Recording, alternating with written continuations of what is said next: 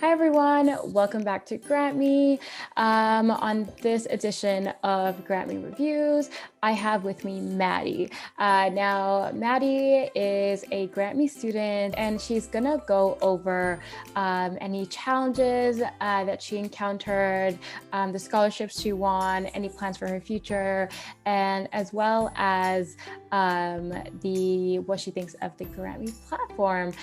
So to begin, Mattie, why don't you tell us a little about yourself? Hello, my name's Mattie. I'm a grade 12 student at Nelson McIntyre Collegiate in Whopping, Manitoba, and I'll be going to Dalhousie University next year to study the sciences. Okay, perfect. And so about the scholarships, Mattie, how many what is the total worth of these scholarships that you won with GrantMe? I've won $2,014, I think. Perfect. And which scholarships were they? I won entrance awards at the University of Victoria, Dalhousie, and U of T, and then I won the Schulich Leader Award, and I was a finalist for the Loran Scholarship.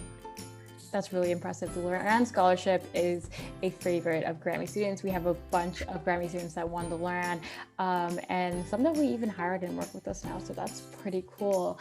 And so now I know that, the scholarship journey is not easy. Writing a minimum of 25 scholarships is not an easy task. GrantMe does make it easy, with the Essay Wizard and, our unlimited support. But I wanted to ask, what struggles did you encounter while going through the scholarship journey, whether that was writing, whether that was feedback, anything really that jumps to mind first? I think one of the biggest things I struggled with at first was just getting started with the whole writing process in general, just because it's so much different than writing anything in school. It's a very different format. And then also just choosing what I wanted to write about. I'd been involved in a lot of activities throughout school, but just choosing which ones were most important to me. Yeah, that's definitely a little tricky too. Something that we recommend to students is being very authentic in what they write and not treating their scholarship essay as a resume, as something that they just need to, list out their achievements, which in volunteer organizations, which that's amazing. That's what makes up why the majority of why you're getting the scholarship, but also it's mostly the stories and the narrative behind each of those roles and each of those achievements and the story behind all of how you achieve that, which is what we tell students that they should elaborate in their essays instead. So I'm super glad that you understand that. So that is also a common problem, getting started with the essays, and it is a daunting task just because there's a lot riding on it when you know that you have to put so much effort into this one essay, and then you're thinking, oh my gosh, am I even going to get this essay? What is the point of me doing this? It can be really discouraging, but there are a lot of ways to curb that discouragement and kind of motivate yourself. And I know I've gotten all kinds of different answers when I've asked students the same thing. So I'm wondering for you, Mattie, how were you able to overcome those challenges? Definitely. I think one of the biggest things, especially when you spend so many hours working on something and then it doesn't work out in the end, that happened to me a few times with a bunch of different scholarships.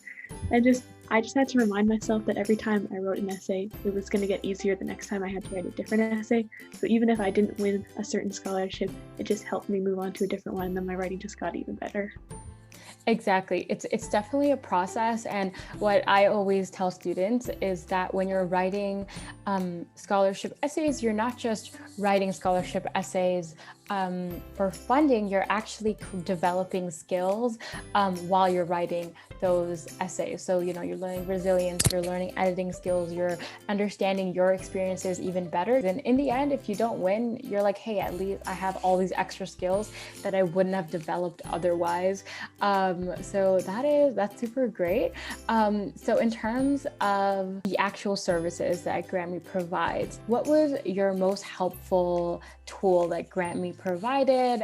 What could you, I guess, not live without if you were to do another scholarship essay and you're like, I need this one? I think it was definitely, I'm not sure what it's called, but just the essay editing in general, that was super helpful for me, especially because they weren't just looking for like grammar and spelling mistakes, but they were giving like really in-depth feedback on how you could improve. just your whole entire writing process in general. So that really transformed the whole scholarship writing process for me. Exactly. And that's kind of what we were talking about before, on your essay being more than just, something very logical, something very clinical, and something more personal about yourself. And that's something that our essay editing team, who are very talented, amazing people, and that they kind of focus on when they look at these essays. We've kind of translated that human, I guess, touch over also to our essay wizard, which has like over 80 templates, and and it kind of has like the logical part of it, which is like, okay, use the STAR method for your body paragraph, or this is how you write a conclusion, and it kind of has those inline recommendations where you're like, oh, like that's a great idea, that's something I could write about, and then just adjusting it to your own story. So another thing about scholarship writing and motivation, because we all know that's a big thing, just getting started in the first place, that we all know for any task is the hardest part, is just getting started, having one foot in front of the other. So my question to you is, during the scholarship journey, what was your best time management tip where you followed this tip and it kind of kept you in check of completing all your tasks? Yeah, I think just for me personally, I had to write it down so that I would do it. Like I had a calendar and I would schedule in specific scholarship essays for like specific weeks. And then I had like daily goals. So I was like, okay, I'll write 2 paragraphs for this essay today, and then I'll write the last 2 paragraphs tomorrow. So just kind of writing everything down and scheduling out specific blocks of time where I had to focus and sit down and write the essays. Yeah, and I'm curious, do you use a paper calendar or a paper planner, or do you use an online one? I use a paper one. Yeah, honestly, it's kind of more tangible when you have it physically and you can actually look at it. I think there's a lot of power in actually writing stuff down. Yeah. And especially time blocking off is like that's a technique that everyone at GrantMe uses as well. We all have like super full calendars that kind of describe everything we're doing throughout the day, and it's a very good way to keep yourself accountable. And I also really like your idea of having, a big goal of, okay, this is like the scholarships, these are the scholarships that I want to write, but also having, a smaller one and kind of breaking that into chunks, and in your case, into paragraphs, because I feel like when you have a bigger task and you break that into smaller chunks, it's way more doable and way less intimidating. So that is actually an amazing tip that I feel like other students can use as well. So thank you so much for sharing that. And now I want to ask a little about, we've kind of gone through your journey and your success, and now I kind of want to touch on the future. And so now, no pressure, I know you're going to tell Halsey, but what do you see yourself doing in the future, whether that's working, whether that's being involved in any projects, whether that's a specific interest, a specific subject, anything that comes to mind? I'm not 100% sure. I know I definitely want to pursue a career in the sciences for sure. I'm not exactly sure what that is supposed to look like, but I think after completing my undergraduate degree, I'm most interested in either going into some sort of graduate program for like medical research or like applied scientific research, or going to medical school, but I'm not really sure yet. It's okay not to be sure. So don't worry about not figuring everything out, but just focus on, what you're interested in and what your values are, rather than, chasing a specific, I guess my advice to you would be fluid in what you want. Sometimes I think it's a blessing not to know what you want to do. And so my next question is, how do you sustain that motivation where you're like, okay, I can relax, but I still need to have that grit? Honestly, I kind of mentioned it earlier, but I find it really helpful to just break stuff into smaller things. Like, it's really nice to have a big goal, but having smaller, more manageable tasks that you can work on every day is a lot more helpful. I kind of did that a lot in high school too, especially like before I knew I wanted to go into the sciences. I had no idea what I wanted to do at all. So then I would just look for activities or clubs that I could join where I could try out different things and see if I liked it or not.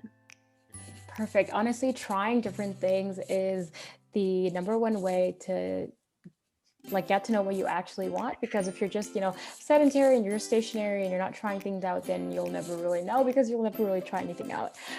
So that's a great technique to figure that out. And my last question for you, Mattie, is if you were to give advice to anyone that is either beginning their scholarship journey, whether that's with GrantMe or just looking at scholarships, or someone that is even looking at GrantMe, it's like, hey, I don't know if this is good for me. Maybe I should try it, maybe I shouldn't. What is your advice to them? I think when you're starting the scholarship process, just remember to pick activities and to write about activities that you're actually passionate about and you actually enjoy doing. Because I think a lot of times students, and myself included at first, I was kind of choosing activities that I thought scholarship committees wanted to hear about, and then my writing wasn't as good because I couldn't write about it in the same way that I could write about something that I actually really enjoyed. So just stick to what you know and stick to kind of what you value.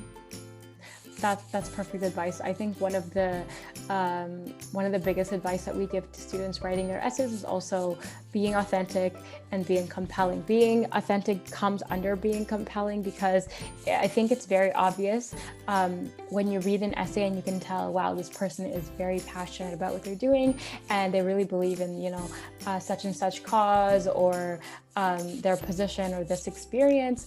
And it's not something that you can really fake.